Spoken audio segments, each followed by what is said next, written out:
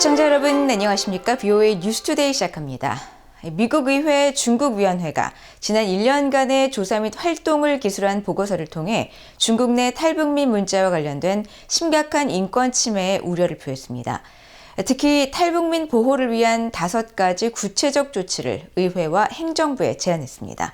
이조은 기자가 보도합니다. 미국 의회 행정부 중국위원회 CECC가 지난 20일 발표한 2024년 연례 보고서입니다. 중국 내 탈북민들이 처하고 있는 심각한 인권 침해 실태를 집중 조명한 이 보고서는 중국의 탈북민 강제 송환 문제를 집중적으로 지적했습니다. 보고서는 특히 지난해 여름 북중 국경이 일부 재개된 뒤 얼마 되지 않아 중국이 탈북민을 송환하기 시작했으며 그중 다수가 여성이었다고 밝혔습니다. 이어 지난해 10월 중국 정부는 탈북민 500명에서 600명에 대한 북한 송환을 지원했으며 중국 당국의 지속적인 부인에도 불구하고 국경 재개 이후 송환된 탈북민에 대한 학대와 고문이 보고됐다고 지적했습니다.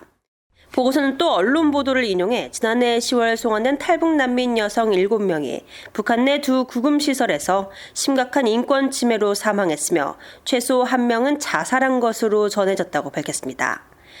보고서는 중국 내 수산물 공장에 불법 파견된 북한 노동자 문제도 조명하면서 특히 북한 여성들이 성적 학대와 착취 등 인권 요린에 취약하다고 지적했습니다. 위원회는 그러면서 중국 내 탈북민 보호를 위한 5가지 구체적인 조치를 미국 의회와 정부에 제안했습니다.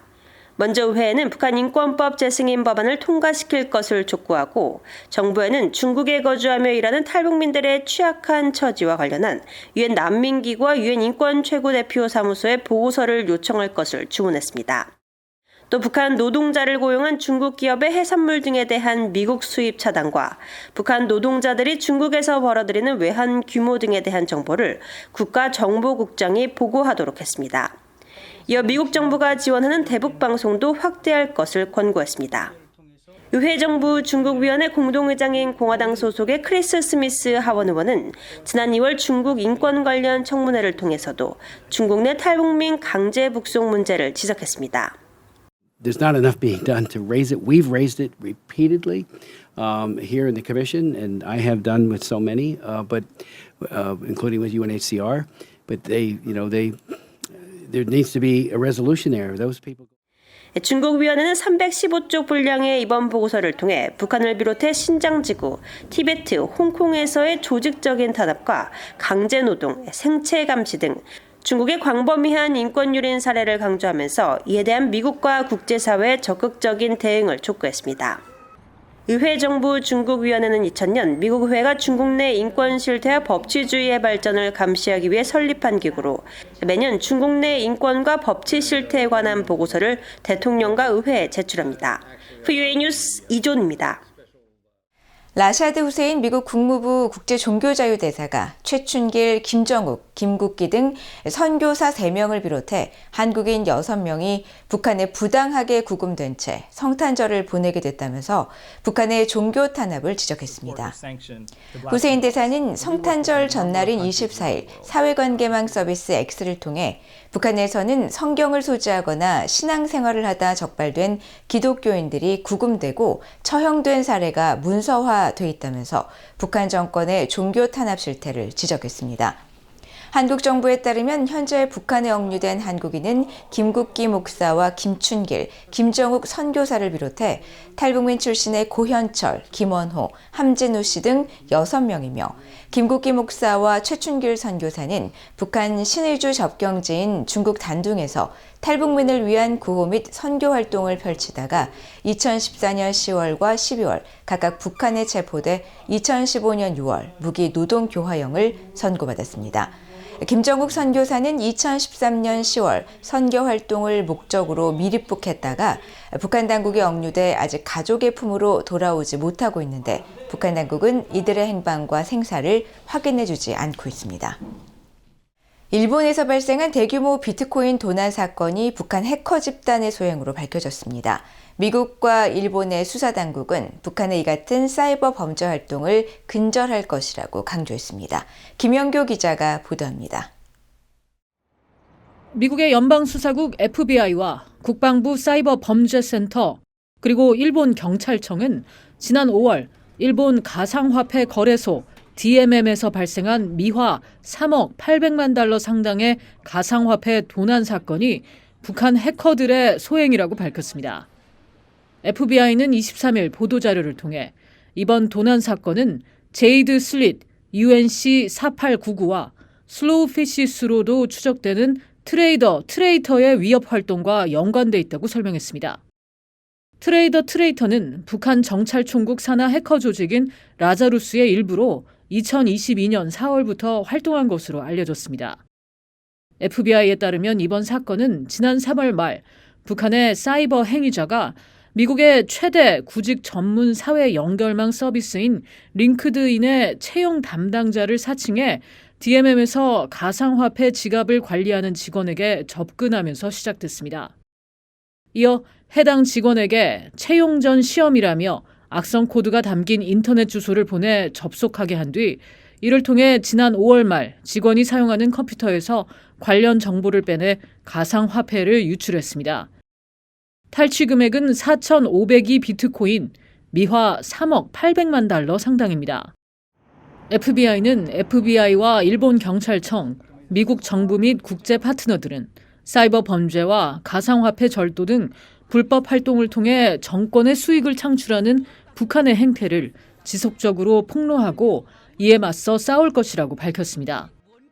북한의 암호화폐 탈취 등 사이버 범죄 활동은 계속 늘고 있습니다.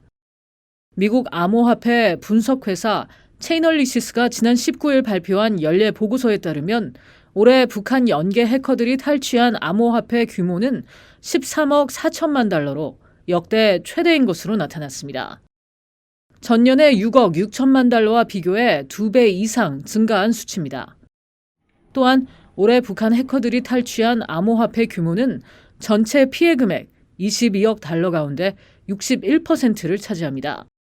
세계 최대 IT 기업 중 하나인 마이크로소프트도 지난 15일 북한을 해킹 분야에서 주요 국가 주도 위협 행위자로 지목하고 북한은 2017년 이후 30억 달러 규모의 암호화폐를 훔쳤으며 지난해에만 최대 10억 달러에 이르는 자금 탈취 사건에 연루됐다고 밝혔습니다. North Korea is a criminally sponsored nation state actor. It doesn't come from the bottom, top down. It comes from the bottom up, the money does.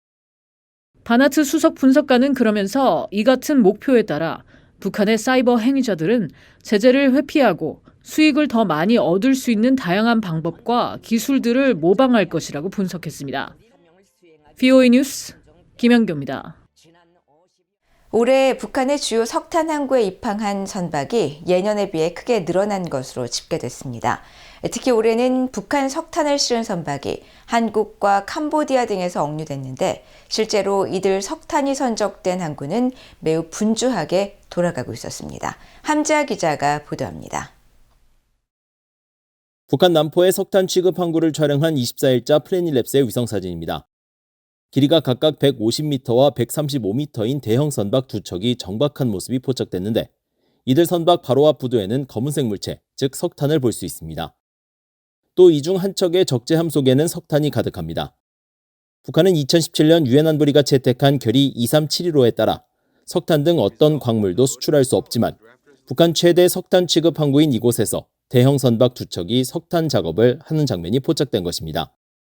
BOA가 올해 1월부터 12월 25일까지 북한의 주요 석탄 항구인 남포와 송림, 대안을 비롯해 동해, 청진항을 살펴본 결과 이들 항구를 드나든 선박은 모두 209척으로 집계됐습니다.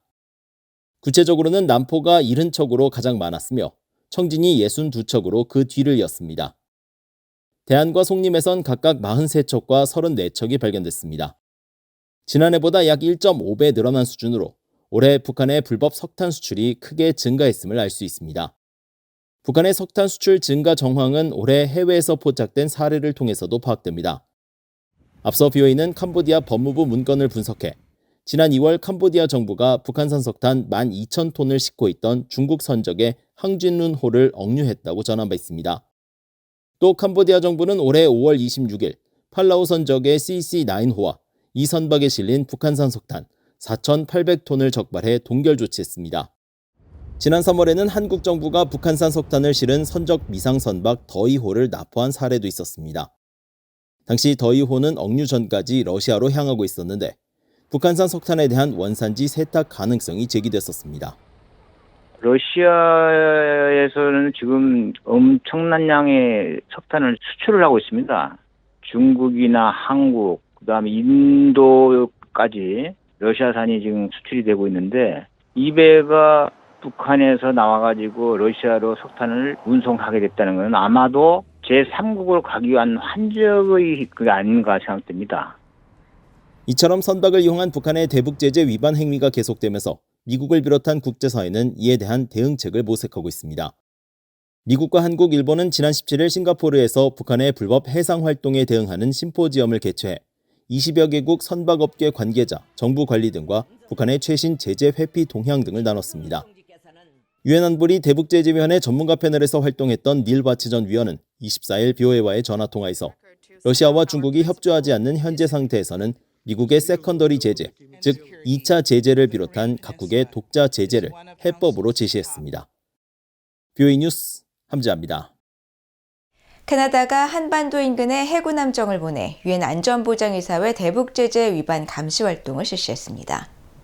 일본 외무성은 25일 보도자료를 통해 캐나다 해군 호위함 오타와함이 지난달 말부터 이달 중순까지 일본 주변 해역에 파견돼 안보리 대북제재 위반 감시 활동을 벌였으며 캐나다군 함정의 관련 활동 참여는 2018년 이후 11번째라고 밝혔습니다.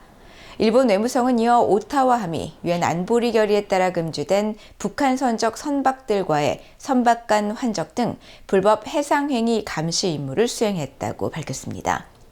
한편 호주와 뉴질랜드, 한국, 일본 등 인도태평양 국가들은 물론 미국, 영국, 독일, 프랑스 등 북대서양조약기구 나토 회원국들도 관련 감시 활동을 이어가고 있으며 특히 나토의 일원인 캐나다는 2018년부터 이른바 네온 작전을 통해 감시 활동을 벌이고 있습니다. 유엔 안보리는 2017년 9월 북한의 6차 핵실험에 대응해 대북결의 23755를 채택했으며 이 결의는 석탄과 석유, 해산물 등 북한의 금수 품목의 밀수를 막기 위한 북한 선박과의 선박 간 환적 금지를 주요 내용으로 하고 있습니다. 북한이 유엔에 내야 하는 회원국 분담금을 10개월 넘게 납부하지 않은 것으로 나타났습니다. 유엔 사무국의 분담금 현황 홈페이지에 따르면 지난 17일 기준으로 150개 나라가 올해 분담금 납부를 마쳤습니다. 이 중 51개 나라가 올해 유엔 분담금 납부 시한인 2월 8일 이전에 납부를 끝냈고 99개 나라는 시한을 넘겨 분담금을 완납했지만 북한은 분담금을 납부하지 않았습니다. 유엔은 각 나라의 경제 상황, 특히 국민 소득과 외채 등 객관적 경제 지표에 근거해 분담금을 책정하고 있으며 이에 따라 북한의 분담금은 다른 나라에 비해 상대적으로 적어 2019년에서 2021년에는 매년 전체 예산의 0.006%에 해당하는 분담금이 책정됐고 2022년부터는 0.005%가 청구되고 있습니다. 이를 토대로 한 북한의 분담금은 15만 달러 수준으로 한국에 비해 500분의 1 수준입니다. 한국은 올해 마감일에 약 열흘 앞선 지난 1월 29일에 8,110만 달러에 달하는 분담금을 유엔에 납부했습니다. 국제뉴스입니다. 프란치스코 교황이 성탄절을 맞아 우크라이나와 중동을 비롯한 세계 각지의 분쟁을 끝낼 대화와 협상을 촉구했습니다. 교황은 25일 바티칸 성 베드로 대성당에 모인 군중 앞에서 성탄 공식 메시지인 우르비 에트 우르비, 즉 로마와 세계를 향해를 통해 우크라이나 전쟁을 언급하면서 공정하고 지속 가능한 평화를 이루기 위해 협상의 문을 열고 대화와 만남의 제스처를 취하는 데 필요한 용기를 가지길 바란다고 말했습니다. 그러면서 전쟁에 시달리는 우크라이나에서 무기 소리가 멈추길 기도한다고 강조했습니다. 교황은 또 이스라엘 하마스 전쟁이 1년 넘게 계속되고 있는 가자 지구에 대해서도 인도주의적 상황이 매우 심각하다면서 가자에서 발생하고 있는 민간인 피해는 잔혹함이며 이런 일은 단순한 전쟁이 아니라고 밝혔습니다. 이어 이스라엘과 팔레스타인의 기독교 공동체, 특히 가자의 소중한 공동체를 생각한다면서 휴전이 이루어지고 인질이 석방되며 굶주림과 전쟁으로 지친 사람들에게 구호가 전달되기를 바란다고 강조했습니다. 예수 탄생 도시이자 이스라엘과 팔레스타인 간의 충돌이 계속되고 있는 요르단강 서안지구 베들레헴에서는 성탄절을 맞아 25일 크리스마스 예배가 열렸습니다. 이스라엘과 하마스가 지난해 10월부터 인접 가자 지구에서 전쟁을 계속하는 가운데 베들레헴에서는 지난해에 이어 크리스마스 축제나 추리점 등은 이루어지지 않았다고 로이터 통신이 전했습니다. 한편 최근 과도정부 체제가 들어선 시리아 수도 다마스쿠스에서는 바샤르 알 아사드 독재 정권 축출 뒤 처음으로 크리스마스 전야 예배가 열렸습니다. 예배 몇 시간 전에 중서부 지역에서 크리스마스 추리가 불탄 사건을 규탄하는 시위가 있었지만 비이슬람권 종교 탄압은 없다고 밝힌 과도정부 하야트 타흐리르 알샴이 치안을 유지하는 가운데 예배는 사고 없이 진행됐습니다. 앞서 안토니오 구테레스 유엔 사무총장은 성탄 전이었던 24일 소셜미디어 X에 크리스마스는 우리 공동체들과 전 세계의 연민과 성찰, 결속의 기회를 제공한다고 밝혔습니다. 러시아군이 25일 우크라이나 에너지 기관 시설망 등에 대규모 미사일 공습을 가했다고 우크라이나 당국이 밝혔습니다. 세르이 리삭 드니프로 페트로우스크 주지사는 이날 텔레그램에 아침부터 러시아군이 드니프로 지역에 대규모 공격을 가하면서 이 지역의 전력 체계가 파괴하려 하고 있다고 밝혔습니다. 헤르만 할루샨코 우크라이나 에너지 장관도 러시아가 전력 부문을 대대적으로 공격하고 있다면서 영향을 최소화하기 위해 제한적 전력 공급이 이루어지고 있다고 전했습니다. 이번 공격에는 여러 발의 순항미사일과 탄도미사일이 동원됐다고 우크라이나 당국은 밝혔습니다. 러시아는 지난 봄부터 우크라이나 에너지 기관 시설에 대한 공격을 강화해 우크라이나 전체 발전 용량의 거의 절반을 손상시켰다고 로이터 통신이 보도했습니다. 중국을 방문한 이와야 다케시 일본 외무상이 왕이 외교부장과 회담을 갖고 양국 협력 방안 등을 논의했습니다. AP통신 등에 따르면 이와야 외무상은 25일 회담에서 일본은 도전과 우려되는 문제를 줄여가는 동시에 협력과 공조를 강화하기 위해 노력할 것이라고 말했습니다. 또 ang 부장은 중국과 일본은 협력 파트너라면서 양국 관계가 올바른 궤도에서 진전되기를 희망한다고 말하고 중일 관계가 안정되면 아시아는 더욱 안정될 것이라고 강조했습니다. 양측은 이번 회담을 통해 일본과 중국의 영내 및 국제적 책임을 강조하면서 전략적이고 상호 이익이 되는 관계 증진을 도모할 것임을 재확인했습니다. 한편 회담에서 이와야 외상은 일본산 수산물의 조속한 수입 재개를 요청하고 중국에 구류된 일본인의 조속한 석방, 일본 주변에서의 잦아지는 중국의 군사 활동의 우려를 전달했다고 일본 교도통신이 전했습니다. 또 이와야 외무상은 회담 직후 기자회견에서 북한의 핵 미사일 활동과 북한의 파병 등 러시아와의 군사협력 진전에 대한 심각한 우려를 표했으며 중국이 중요한 역할을 할 것이라는 기대를 전했다고 밝혔습니다. 그러나 중국 측 발표문에는 북한이 언급되지는 않았습니다. 카자흐스탄을 지나던 여객기 한 대가 추락해 35명이 사망했다고 카자흐스탄 당국이 밝혔습니다.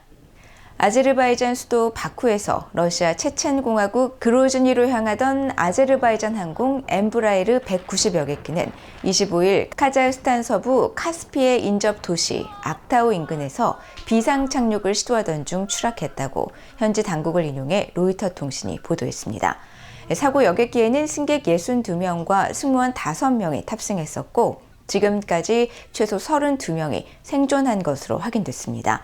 카자흐스탄 당국은 현장에서 사망자 유가족과 부상자들이 필요한 도움을 받을 수 있도록 조치하면서 아제르바이잔과 협력해 사고 조사에 나설 것이라고 밝혔습니다. 러시아 항공 당국에 따르면 초기 조사 결과 사고 여객기 조종사는 조류 충돌로 기체가 손상되자 비상 착륙을 결정한 것으로 전해졌습니다. 이상으로 BOA 뉴스투데이를 모두 마칩니다. 시청해주신 여러분 고맙습니다.